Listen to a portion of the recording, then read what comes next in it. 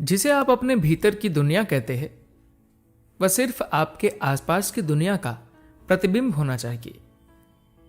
हालांकि यह सोच पूरी तरह से उन नैतिक सिद्धांतों के खिलाफ है जो कहते हैं कि बाहरी और भीतरी दुनिया का एक दूसरे से संपर्क नहीं होना चाहिए, वरना आप अपने आसपास की चीजों से तुरंत प्रभावित होकर कलुषित हो जाएंगे। यह सच नहीं है। आप अपने आसपास की चीजों से तभी कलुषित या प्रभावित होते हैं जब आप हर चीज के बारे में अपनी कोई राय बनाते हैं। दरअसल आप किसी एक चीज को अच्छा मानते हैं और दूसरे को खराब। जिसे आप अच्छा मानते हैं उससे आप जुड़ जाते हैं, जबकि जिसे आप खराब मानते हैं उससे आप तुरंत छुटकारा पाना चाहते हैं। और फिर ये चीजें आपको भीतर से संचालित करती है। यह तरीका ठीक नहीं है। आपको अपने भीतर से ऐसा होना चाहिए कि जो चीज जैसी है उसे वैसे ही देख पाए।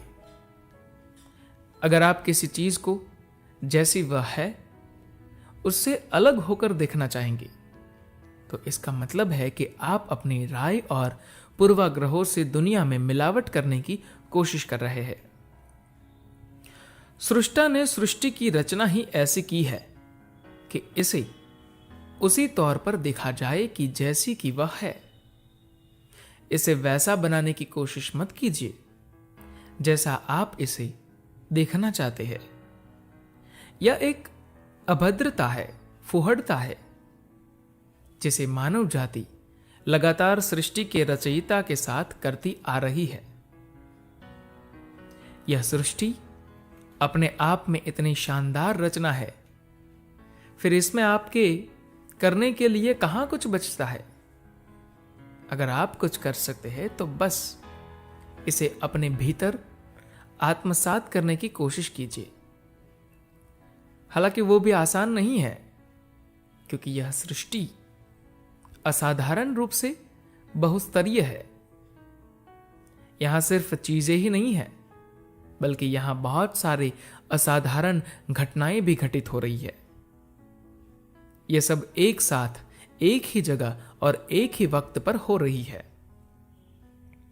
हर चीज जिसे आप अतीत या भविष्य कहते हैं वह सब यही है।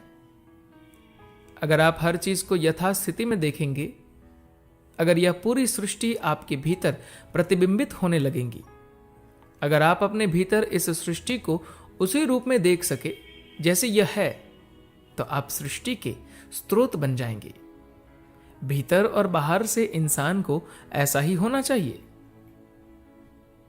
आप या तो इस सृष्टि में उसका एक हिस्सा बनकर रहे, जो अपने आप में एक सुंदर बात है, या फिर आप इस सृष्टि के स्रोत बन जाए, जो अपने आप में शानदार होगा। लेकिन कोई मनोवैज्ञानिक केस होना कहीं से भी ठीक नहीं है। एक मनोवैज्ञानिक केस बनने के लिए आपको अपनी मां को तकलीफ देने की कोई जरूरत नहीं थी, जो उन्होंने आपको जन्म देकर उठाया होगा। आपकी जगह वह किसी फाइल को जन्म दे सकती थी जिसका कोई अध्ययन कर लेता। इसलिए एक मनोवैज्ञानिक केस होना कोई अच्छी बात नहीं है। अगर आप अपने विचारों या भावनाओं को ही सिर्फ अपनी जिंदगी मानते हैं और आपको लगता है कि इससे परे आपके लिए और कुछ नहीं है, तो आप एक मनोवैज्ञानिक केस है। आपको एक ऐसे मनोवैज्ञानिक केस की तरह नहीं मरना चाहिए जो अपने आप में विचारों, भावनाओं, राय और पूर्वाग्रहों की पोटली हो। आपको उत्साह व उमंग से भरा एक संपूर्ण जीवन बनने की कोशिश करनी चाहिए। जीवन में यही सबसे महत्वपूर्ण चीजें हैं।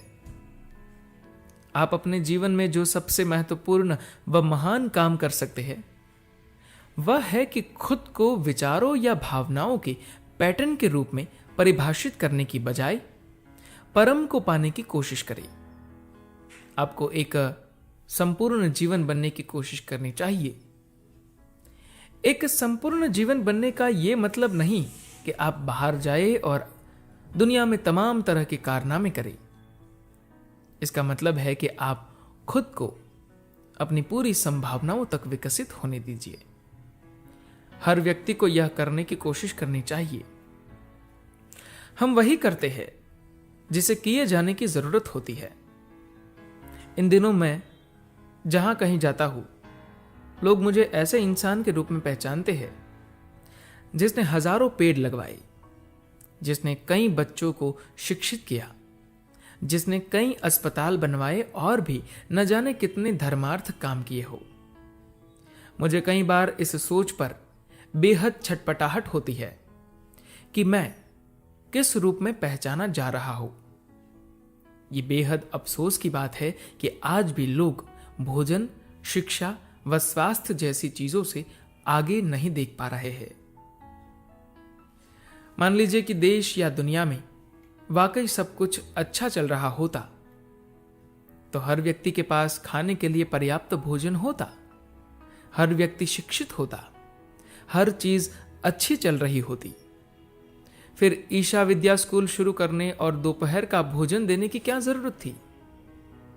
आज जब बच्चों का भरपेट पर्याप्त भोजन नहीं मिल रहा, तो ऐसे में दोपहर की भोजन की योजना किसी वरदान से कम नहीं है। यह क्रूर गरीबी के चलते हमें वरदान नजर आती है। दरअसल यह कोई वरदान नहीं है, क्योंकि हमने इंसानों की ऐसी फौज तैयार कर ली है जिनके लिए पर्याप्त खाना नहीं है। तो ऐसे में उन्हें खाना देना अपने आप में बड़ी बात लगती है। मुझे नहीं लगता कि यह कोई बड़ी बात है। यह दुर्भाग्य की बात है कि आज भी दुनिया में ऐसी चीजों की जरूरत पड़ रही है। अगर सबके पास खाने को पर्याप्त होता और उन्हें जो भी चाहिए वो सब कुछ मुहैया होता, तो भी अपनी परम संभावना तक जीवन के अनुभव को बढ़ाने की कोशिश हमेशा चलती रहेगी। आखिरकार अपनी परम संभावना तक पहुंचाना हर जीवन का लक्ष्य होता है। फिर चाहे कोई छोटा सा पौधा हो, पेड़ हो, हाथी हो या चींटी, स्त्री हो या पुरुष, सभी का अंतिम लक्ष्य अपने परम तक पहुंचकर एक संपूर्ण जीवन होना है। लेकिन इस दुनिया में रहने के नाते हमें कुछ खेल खेलने पड़ते हैं। चलिए हम ऐसा खेल खेलते हैं कि जो हमारे आसपास मौजूद हर व्यक्ति के लिए सबसे ज्यादा फायदेमंद और अर्थपूर्ण हो। अगर आपके भीतर यह सृष्टि उसी रूप में प्रतिबिंबित होने लगे जैसे कि वह है, तो फिर आपको निजी तौर पर किसी भी तरह के खेल खेलने या किसी तरह के खेल में भाग लेने की जरूरत या बाध्यता नहीं होगी। चाहे आप खुद को एक गुफा में समेट ले या खुद को एक बाजार में बिखेर दे, लेकिन यह तब भी एक खेल ही है। किसी भी तरह के खेल में शामिल न होने का एक ही तरीका है कि खुद को पूरी तरह से विलीन कर दिया जाए। यह करना अपने आप में एक बड़ी बात है, लेकिन जब व्यक्ति अपने भीतर एक खास तरह की स्पष्टता पा लेता है, तो अचानक आसपास के लोगों के लिए उसकी उपयोगिता बहुत बढ़ जाती है। ऐसे में अच्छा होगा कि वह कुछ ज्यादा देर रुक कर दूसरों की जिंदगी में स्पष्टता लाए। धन्यवाद।